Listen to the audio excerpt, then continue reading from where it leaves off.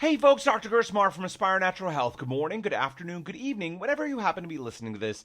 I hope you're having a wonderful day. Today I wanted to share with you a lesson that I learned from my children the other day. Now, I don't know about you, becoming a parent is one of the most wonderful things in my life. It's also one of the most challenging things in our lives. They give us some of our highest highs and sometimes our lowest lows, right? And they can be a source of wonder and magnificence and greatness and one of our biggest sources of frustration too. So the other day I found myself cleaning up after my children, and the thought going around my head was, why can't they be as good at this as I am? Why can't they be as good at this as I am? It's frustrating, come on, it's not that hard. You can learn this.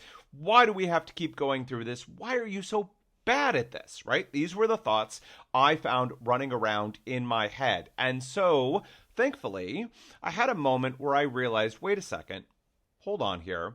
You're comparing yourself, myself, who's had over 40 years of practice at this stuff, to my kids who have had much, much less than that. And so you're judging them based on where you are, not based on where they are. Would you expect that someone who's much, much younger is going to have the same skill and expertise as someone who's had over 40 years to practice this stuff? And of course it was like, oh my gosh. Okay. So is it still frustrating? Sure. Is there still room for improvement? Sure. Are we recognizing that we need to judge someone based on where they are and not where we are? Makes sense, right? Let's flip this around. Let's realize that we are often in one or the other of those cases. Each of us has things in our life that we're good at, skills that we've practiced, knowledge that we've learned, things that we do really well. And sometimes if we're hypercritical, we're type A, we can tend to downplay the good things that we know and that we do in our lives. So one of the things that we want people to focus on is take the small wins. Acknowledge yourself for the stuff that you are good at, you're doing well, the successes that you have. They help us to build ourselves up and move forward from a place of strength. Now, some of us, usually not the people who are listening to something like this, tend to over-focus on their strengths and not focus on their weaknesses. So all of us, as well, we have our weaknesses, right? We have the things that we're not good at, the things that we try and we struggle and we fail. And often we look at other people who are really succeeding, whether that's in finances or in relationships or in health. This other person, man, they eat well all the time and they exercise and they look great and they do all these things, and we use it as a weapon to beat ourselves up. They're up here and I'm down here, and that must mean something is wrong with me. I'm bad or something is wrong. But what we fail to realize is the journey that those people have gone through. Just like in this case, I've had 40 years of practicing this stuff that my kids haven't. Often, when we're beating ourselves up, it's the opposite. We may be new to this, or we may be struggling with this, or maybe we've even done it for a while and we still haven't gotten the success that we want to. We can either let that beat us down and we can give up, or we can simply say, like the story for Thomas Edison, right? The story, I have no idea if it's true, of Thomas Edison trying to invent the light bulb. And he's failed over and over and over and over. And someone asks him, how does it feel to have failed 100 different times or more? And the response was, I haven't failed 100 times. I found 100 ways that it doesn't work. And I'm going to keep going, adjusting, and changing until I find the way that it does. All right? So, often when we look at others who have the success that we're looking for, whether it's in finances or relationships or in health, we look at where they are and we look at where we are, and we tend to beat ourselves up over it. I'm saying in the same way that we extend grace to other people who are trying and struggling and maybe aren't as good as we are at those things, we also need to flip it around. There's plenty of stuff each of us is not good at. Instead of beating ourselves up over it, we need to realize that we, in this case, are the children and they are the adults, in the sense of they've had a lot longer to practice and find out the ways that work for them.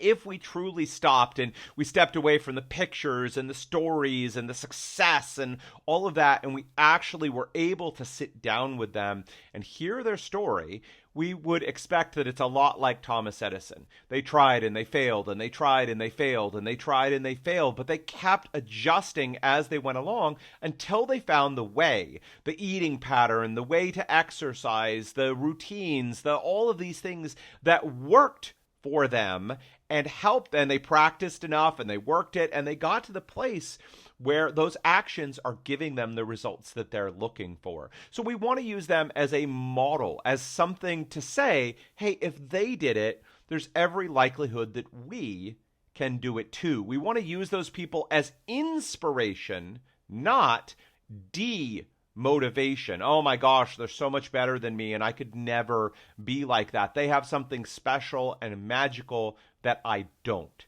The reality is, most of the time, that is just not true at all. If other people have done it, it's likely that you can do it. Maybe you're not going to be an Olympic athlete like they are, but you can certainly become better at it. All right, folks, it's all about kindness, right?